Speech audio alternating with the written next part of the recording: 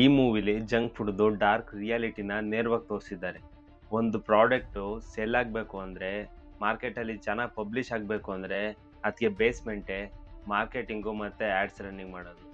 ನಮ್ಮ ದೇಶದಲ್ಲಿ 100ಕ್ಕೆ 70% ಜನ ಬರೀ ಆ್ಯಡ್ಸ್ ನೋಡಿ, ಮಾರ್ಕೆಟಿಂಗ್ ನೋಡಿ, ಅದನ್ನು ಲೇಬಲ್ ಓದ್ದನೆ ಡೈರೆಕ್ಟ್ ಕನ್ಸ್ಯೂಮ್ ಮಾಡ್ತಿದ್ದಾರೆ.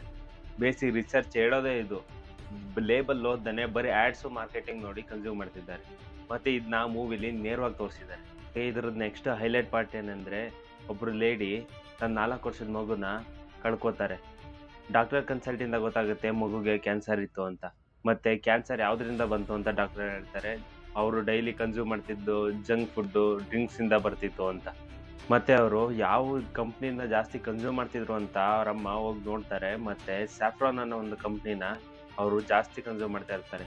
ಮತ್ತು ಅವರಮ್ಮ ಹೋಗಿ ಸ್ಯಾಫ್ರಾನ್ ಕಂಪ್ನಿದು ಪ್ರಾಡಕ್ಟ್ಗಳನ್ನ ಬೈ ಮಾಡಿ ಅದನ್ನ ಲ್ಯಾಬಲ್ಲಿ ಟೆಸ್ಟ್ ಮಾಡಿ ಕೋರ್ಟಲ್ಲಿ ಅವ್ರ ಮೇಲೆ ಕೇಸ್ ಹಾಕ್ತಾರೆ.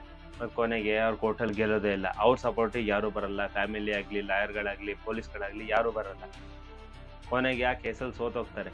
ಕೇಸ್ ಇಲ್ದೇ ಸೋತೋಗ್ದು ಅಂದ್ಬಿಟ್ಟು ಅವರೇ ಸಾಕ್ಷಿ ಆಗಬೇಕು ಅಂತ ಸುಮಾರು 100-120 ದಿನ ಸ್ಯಾಫ್ರಾನ್ ಕಂಪ್ನಿ ಪ್ರಾಡಕ್ಟ್ನ ಅವರೇ ಕನ್ಸ್ಯೂಮ್ ಮಾಡ್ತಾರೆ. ಮತ್ತು ಅವ್ರಿಗೆ ಸುಮಾರು 100 ದಿನ ಕಳೀತಿದ್ದಂಗೆ ಅವ್ರಿಗೆ ಕ್ಯಾನ್ಸರ್ ಪಾಸಿಟಿವ್ ಬರುತ್ತೆ. ಅವ್ರಿಗೆ ಕ್ಯಾನ್ಸರ್ ಪಾಸಿಟಿವ್ ಬಂದರೂ ಕೂಡ ಅವ್ರ ಕೇಸಲ್ಲಿ ಗೆಲ್ಲೋಕ್ಕಾಗೋದಿಲ್ಲ. ಮತ್ತು ಕಂಪ್ನಿ ಮೇಲೆ ಮತ್ತೆ ಕೇಸ್ ಮಾಡೋಕ್ಕಾಗೋದಿಲ್ಲ ಅವ್ರಿಗೆ. ಇಲ್ಲಿ ತಪ್ಪು ಯಾರ್ದು ಅಂತಲ್ಲ, ಕಂಪ್ನಿಯವ್ರದ್ದು ಅಂತ ಅಲ್ಲ, ಇವ್ರದ್ದು ಅಂತಲ್ಲ ಹೇಳ್ತಿರೋದು. ಕಂಪ್ನಿಯವರು ತಾನು ಏನು ಹಾಕಿದ್ದೀನಿ ಅಂತ ಪ್ರಾಡಕ್ಟ್ ಮೇಲೆ ಮೆನ್ಷನ್ ಮಾಡಿದ್ದಾರೆ. ಮತ್ತು ಇವರು ಡೈಲಿ ದಿನಕ್ಕೆ 3 ಹೊತ್ತು ತಿಂದು ಕ್ಯಾನ್ಸರ್ ಬಂತು ಅಂದರೆ ನೋಡಿ, ಇವ್ರಿಗೆ 100 ದಿನದ ಒಳಗೆ ಬಂದಿದೆ, 3 ಹೊತ್ತು ಕನ್ಸ್ಯೂಮ್ ಮಾಡ್ತಿರೋದು. ಪ್ರಾಬ್ಲಮ್ಮು ಲಾಂಗ್ ಟರ್ಮ್ ಯೂಸ್ ಮಾಡೋದ್ರಿಂದ, ನಾವು ಎಷ್ಟು ಯೂಸ್ ಮಾಡ್ತೀವಿ ಅನ್ನೋದ್ರಿಂದ. ದಿನಕ್ಕೆ 1 ಅಂತ ಅವರೇ ಮೆನ್ಷನ್ ಮಾಡಿರ್ತಾರೆ. ನಾವು 3-4 ತಿಂದರೆ 3-4 ಕೊಡಿದ್ರೆ ಖಂಡಿತ ಪ್ರಾಬ್ಲಮ್ ಆಗುತ್ತೆ. ಇಲ್ಲಿ ನೇರವಾಗಿ ತೋರಿಸಿದ್ದಾರೆ. ನಾವು ಕಂಪ್ನಿಯವ್ರಿಗೆ ಏನೂ ಹೇಳೋಕ್ಕಾಗಲ್ಲ, ಕಂಪ್ನಿಯವ್ರ ಮೇಲೆ ಕೇಸ್ ಹಾಕೋಕ್ಕಾಗಲ್ಲ, ಕಂಪ್ನಿಯವ್ರಿಗೆ ಗೆಲ್ಲೋಕ್ಕೂ ಆಗಲ್ಲ, ಕಂಪ್ನಿಯವ್ರನ್ನ ಏನೂ ಹೇಳೋಕ್ಕಾಗಲ್ಲ. ಬದಲಾಗಿ ನಾವೇ ಎಚ್ಚೆತ್ಕೋಬೇಕು, ನಾವೇ ತಿಳ್ಕೊಬೇಕು, ನಾವೇ ಲೇಬಲ್ನ ಓದಬೇಕು. 100ಕ್ಕೆ 70% ಜನ ಲೇಬಲ್ ಓದ್ದನೆ ಬರೀ ಆ್ಯಡ್ಸ್ ನೋಡಿ ಕನ್ಸ್ಯೂಮ್ ಮಾಡ್ತಿದ್ದಾರೆ ಅಂದರೆ ನೀವೇ ಅರ್ಥ ಮಾಡ್ಕೊಳ್ಳಿ. ಅದರಲ್ಲಿ ನೀವು ಒಬ್ಬರಾಗಿರ್ತೀರಿ.